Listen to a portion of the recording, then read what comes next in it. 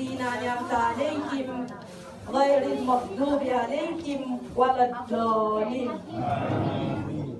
اللهم صل على سيدنا محمد الفاتح لما أغلق والخاتم لما سبق الناصر الحق بالحق والهادي إلى صراطك المستقيم وعلى آله حق قدره ومقداره العظيم. فرضوان الله أكبر على أوليائه الذين لا خوف عليهم ولا هم يحزنون، خصوصا منه فهو شيخ أحمد التجاني رضي الله تعالى عنه، والشيخ الحاج إبراهيم إياس رضي الله تعالى عنه. الحمد لله حمدا موافيا لنعمه ومكافيا لمزيده. الحمد لله الذي أنعم علينا على الإسلام. الحمد لله على كل حال. On this note, after giving all adoration to Allah subhanahu wa ta'ala, we have recited Surah Al-Fatiha, which is the opening of the Holy Quran. May Allah, we seek the blessings of Surah Al-Fatiha, that everything that is closed in our lives is still in Fatiha. May Allah open it for all of us. We seek the blessings of Fatiha using the sitting of our fathers, all who are seated here. We have done Salatul Fatihi, which is meant as an hadiyah to Rasulullah sallallahu alayhi wa sallam, upon whom all our fathers, they have taken office from. All our fathers here seated are all vicegerents and the office holders of Rasulullah sallallahu alayhi wa sallam. I have also greeted Sheikh Ahmad Tijani, the one whose seal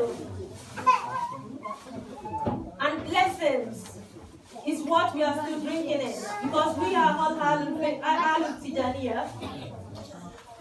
and none has made us know that true fact. None except Maulana Sheikh Alhaji Ibrahim, yes, radiyallahu ta'ala anhu. We are so blessed that this night, the blood of that person is seated right in our midst here. Some people will have to travel miles, but they will have to travel around the world before they can do a ziyarah. So I greet us all. When Sheikh was doing his speech talking to the Liverpool people, he did said that he's been here like twice. I congratulate you. Money cannot buy him. You cannot bribe him. You can't take him here if Allah has not destined it. So you are so fortunate. I use the sitting of my Sheikh, Fadila to Sheikh Umar, yes. The name is so heavy in my mouth that I don't always like to call that name. But because we normally call the name of the Prophet sallallahu alaihi wasallam, and only Allah knows how many the name of the Prophet sallallahu alaihi wasallam has been called in this gathering today. So I'm sure he's going to pardon me for that. I use his sitting to greet our Sheikh, our father, the one when he grabs this microphone to talk to us about the Prophet sallallahu alaihi wasallam. All this sitting, you will feel the presence of the Prophet sallallahu alaihi wasallam. We are all looking forward to your speech, sir, Sheikh Muhammad Fati. I'm so little to call your name, but please, I call it. I use the Prophet to beg you. Just go to God. I greet Sheikh Sayidda Hamdala. I'm sure he has already pardoned me. Because if he has not, he won't tell me because I have apologized. I greet your Mawlid. I'm so sorry. Allah knows. And I greet my brother, my honorable Khalifa, the one, whenever we see him, we have seen Maulana Sheikh Muhammad Al-Awwal, radiyallahu ta'ala anhu. It's the first and the only Khalifa of Sheikh Muqadamma Muhammad al-Hawal in the UK at the moment. Maybe when you open the battle for others to follow. But at the moment, he's the only one. May Allah elongate your life for us. I greet my brother from Birmingham. Whenever we see Sheikh Party, I know we see him. And I greet all our ulamas at the back. I'm so sorry, I don't know how to do this, but I greet you all in the name of Allah subhanahu wa ta'ala and the Prophet sallallahu alaihi wasallam. And I greet the owner of today, my father. When you see the son name, it's all Bello Bello. So don't bother to differentiate. Is it the Kwara Bello or the Ibadan Bello? It's all Bello, and Bello is Bello. Alhamdulillah, Rabbil Alamin. May Allah elevate your life. We are always together, everything. Alhamdulillah. So I greet all our women as well. Sayidda Basira, I know she has already pardoned me as well. And Sayidda Mukiba from Dagena, please pardon me. I have offended all of them, but you all know my condition. May Allah continue to be with us all. And I greet my namesake as well from Dagena. Sayidda, thank you so much all the time.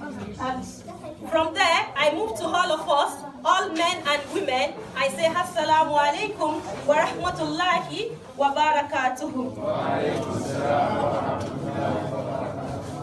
Once again, I apologize that my greeting is very long. That's because I have so many apologies to tender. And I so much believe that when I do that in the public, they cannot hold me to ransom in the corner. So, Alhamdulillah, Rabbil Alamin. Tonight, I was told to talk to my lovely, beautiful Muslim sisters in Liverpool. I am one of you. I think you know that. Yeah. Where's Zainab? Yeah. So I am a member of TN Liverpool as well. Yeah. So, but with this, after this Mawlid, inshallah, we could I promise you, you will always see me often. The way you are seeing our Sheikh, inshallah, we will leave him to it alone. Why? Is because this I am doing, every one of you can do it. To hold the microphone and talk to people about Allah subhanahu wa ta'ala, it's not by magic. It's just what is in you. And I can point 1, 2, 3, 4, 5 of our sisters in Liverpool and those of us from Birmingham who I am very much confident about our ability to talk to people about Allah subhanahu wa ta'ala. And not just to talk to people about Allah subhanahu wa ta'ala. If we are saying talk to people about Allah subhanahu wa ta'ala, that might be far away. But, okay, talk to people about the Prophet sallallahu alaihi wasallam. Some people might still doubt that. They say, well, the Prophet, yeah, they explain to us, they tell us about the Prophet, but we haven't seen him. Yeah, fine, no doubt about that. But what about those people, the ulamas, those people who take office after the Prophet sallallahu alaihi wasallam? The likes of them are our fathers who are here seated.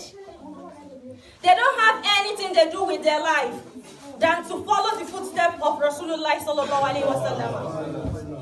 The one that concerns us, or let me say the ones that can lift our spirit up, is that I'll tell you about few women who have roles in Islam, and their roles in the history of Islam can never be, overemphasized. One of them, the first woman, the first person who died for Deen al-Islam is a woman. She's called Sumaya. She's the first person. She died in the hand of Abu Lahab. And how did she die? She died a sorrowful death. She was injected with a very hot iron into her private until she gave the ghost. Can we withstand any test like that? Are we near that? What have we seen? What is eating up our time? Whatever we are doing in this life is temporary. What we are doing now is why we are created. If you come to this life, you are fortunate to marry, good luck to you. Some of us will not marry before they die. And what will happen to them? Does it mean your rank in the Jannah will automatically elevate? No. Allah is not going to do partial. Okay? Whatever you put forward is what you will get. There's higher of the Quran in Surah Al-Hazab. Everything that Allah said there, Innal Muslimina wal Muslimat, wal Mu'minina wal Mu'minat, wal Qanitina wal Qanitat, wal Sadiqina wal Sadiqat, wal Zakirina Allah kathiran wal Zakirat, وَالْحَافِظُونَ فُرُوجَهُمْ. You know, all of the lists like that. Whenever Allah mentions men, وَالْمُؤْمِنِينَ وَالْمُؤْمِنَاتِ, Allah will always mention women. If worshipping Allah subhanahu wa ta'ala is only meant to the men, Allah will not mention that in the Holy Quran. Because some of us, we think, oh, we are women, so you deliberately class yourself as a second-class citizen.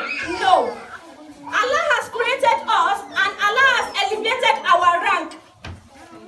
Allah has elevated our rank so much that in the Holy Quran, as mighty as it is, Allah gave us a whole surah, which is called Surah An-Nisa. How else do we want to beautify ourselves if we don't worship Allah? If we don't sing, if we don't swing in the remembrance of Allah subhanahu wa ta'ala, we don't have excuses. The first school of our children is we mothers. Imam Malik learned the Quran at the age of 6 on the laps of his mother. If the mom is not an officer, she will not be able to train or teach her son the Quran. So what is your job? Can you recite Surah Al-Fatiha with confidence? Can you recite Jaratul Kamal without looking anything? Then if you are still struggling with your haskars, with your 5 daily prayers, then you have a problem. You need to talk to yourself. You are like a child, you are like a baby. So how do you want to look after your child if you cannot look after yourself? The first thing as a woman, what we need to do is to nurture our own soul. Another woman I like to remind us about is Maryam, the mother of Jesus. Do you think it's by mistake that the prophet of Allah came through her? Prophet of Allah will always come from a pious channel. She was privileged to have Prophet Isa alayhi salam because she is a pious woman. Because she is not, streaming or swimming in sin. She kept herself, she honored herself, she got a chastity, she got a modesty. Let's look at the first woman as well who accepted Islam, Khadija radiyallahu anha. When the angel appeared to Prophet Muhammad sallallahu alaihi wasallam, he was shaking, he doesn't know what to do. The first person who recognized what was happening was a woman. So what kind of a woman are you?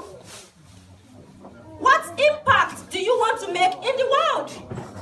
If you are a woman and you are sitting here in front of me, I want you to start thinking within yourself, how do you want to impact the world positively?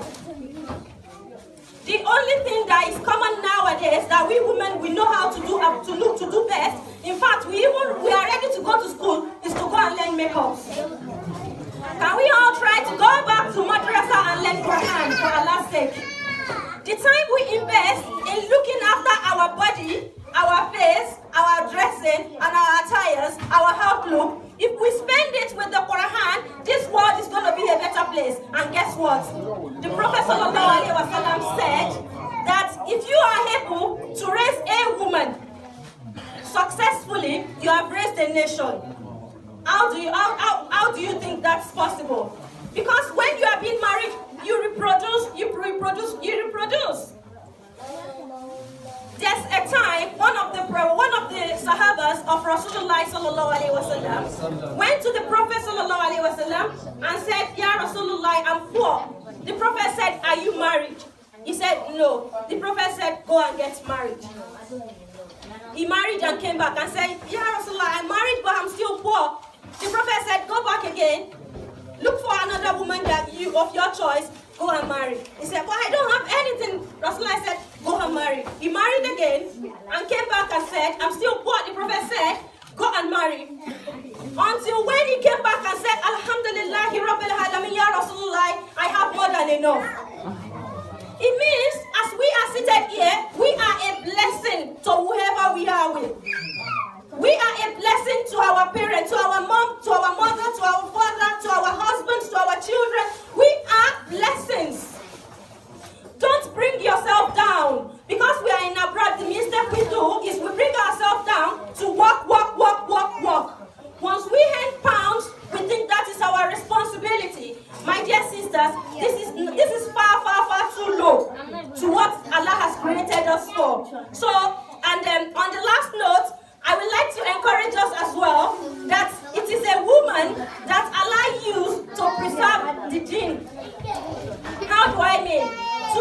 are involved. The most of the hadiths of the Prophet ﷺ was got from Nana Aisha radiallahu anha, who is a wife of the Prophet, daughter of Abu Bakr Siddiq.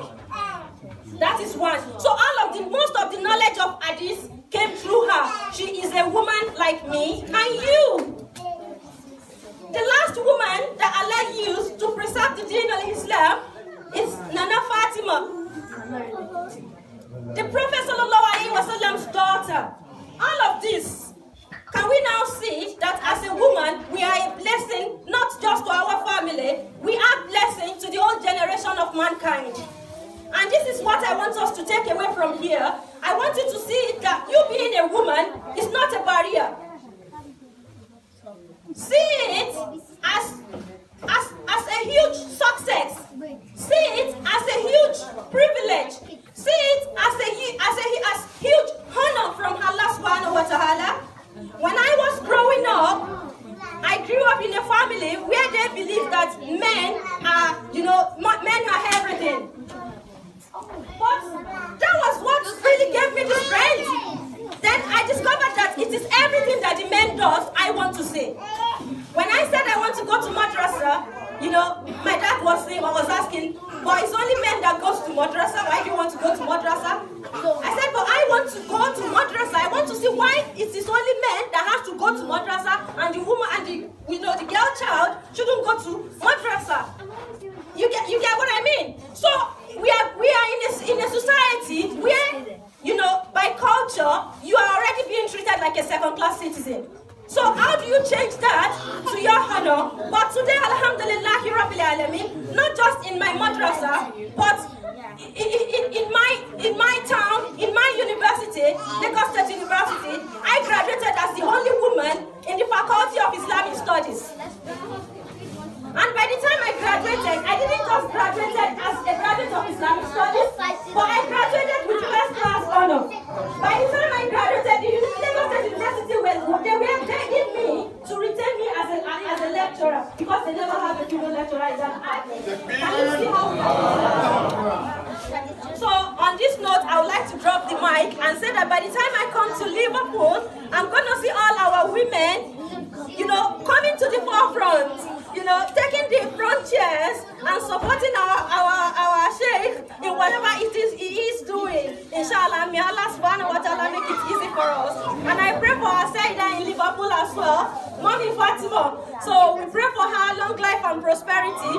Every year she's the one who hosts us and all the children as well. So on this one I say, Subhanakallahumma wa bihamdik, ashhadu an la ilaha illa anta, astaghfiruka wa atubu ilayk, subhana rabbika, rabbil izzati amma yasifun, wa salamun ala al-mursalin, alhamdulillahi rabbil alamin.